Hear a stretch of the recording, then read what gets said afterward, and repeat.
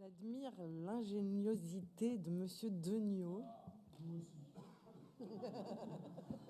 à mettre ces rapports tout à fait en fin de séance et à nous les présenter comme des rapports techniques sans incidence réelle. Évidemment, je vais parler du rapport 13 sur la fusion des établissements. On n'est pas tout à fait surpris de les voir revenir à l'ordre du jour de la plénière de décembre. Ma collègue Marie-Jeanne Gobert, vous avez effectivement alerté sur le fait que l'avis du CAEN, ça vient d'être rappelé, devait être sollicité, qu'à l'époque, le quorum n'avait pas permis qu'il se réunisse et que depuis, il s'est réuni, mais qu'il a voté de manière très large, défavorablement à cette décision. À l'époque, Monsieur le Président, vous nous aviez dit mais qu'ils aillent au TA avec un brin de provocation.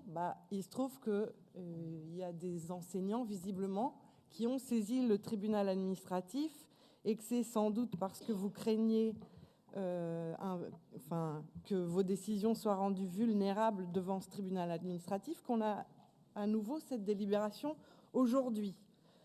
Ces épisodes pas très glorieux auraient dû vous conduire à revenir et à revoir votre position. D'ailleurs, vous l'avez fait. Pour ce qui concerne Alençon, ça vient d'être rappelé également, ce qui est tout à fait légitime.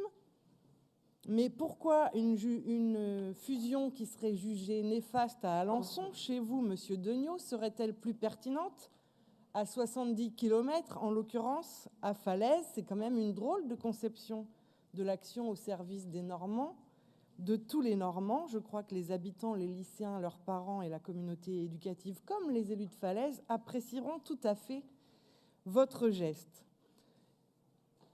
Depuis, la mobilisation ne faiblit toujours pas à Falaise et je pense qu'il faudrait en tenir compte. Et d'ailleurs, le fait que le rectorat continue étape par étape à avancer dans cette fusion est vécu de manière très brutale, notamment par les enseignants, et qu'on pourrait au moins les rencontrer et les écouter.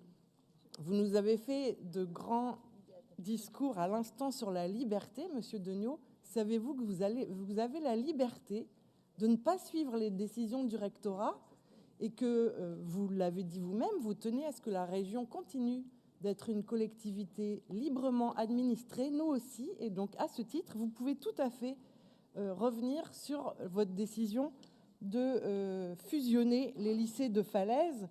Monsieur le Président, vous nous faites de grands plaidoyers sur la décentralisation. Vous savez que vous pouvez les tenir jusqu'au territoire interne à la Normandie.